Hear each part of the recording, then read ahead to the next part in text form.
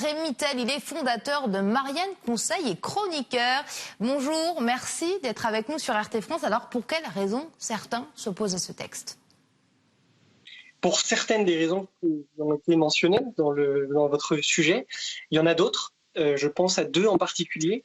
La possibilité que ce texte introduit pour toute femme jusqu'au terme de sa grossesse de procéder à une interruption médicale de grossesse au simple motif d'une détresse psychosociale. Il faut que chacun se rende bien compte de ce que ça signifie. Ça signifie qu'on va euthanasier les enfants, très concrètement, si à 8 mois, 9 mois, une femme vient et se déclare en situation de détresse psychosociale.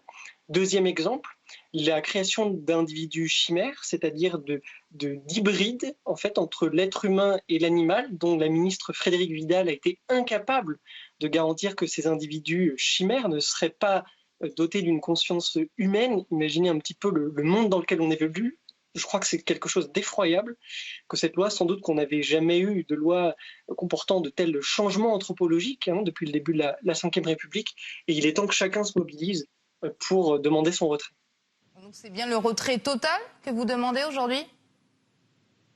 Oui, parce que si vous voulez, ce que je vous décris est à l'image du reste du texte, c'est-à-dire qu'on considère qu'au nom du progrès, toutes les limites doivent tomber.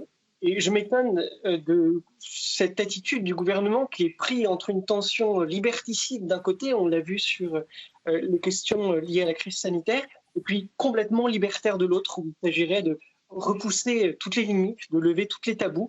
Eh bien moi je le dis, dans une société saine, il est des transgressions qui ne doivent pas être dépassées. Et c'est ce qu'est en train de faire le gouvernement.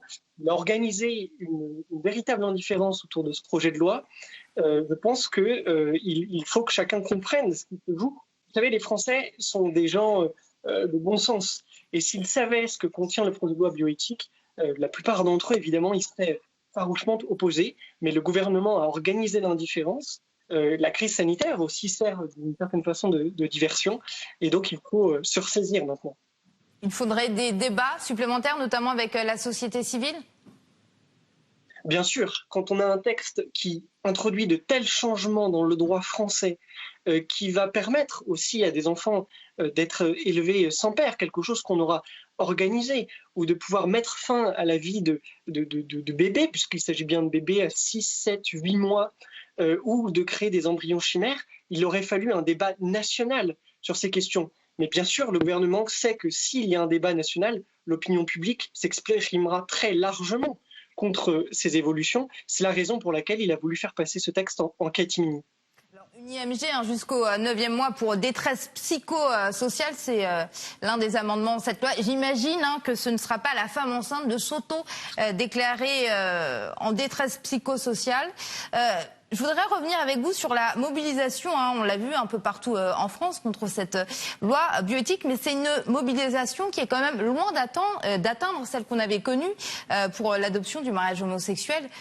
Comment l'expliquez-vous ? Ça peut paraître paradoxal parce que pourtant les enjeux sont bien plus graves en réalité.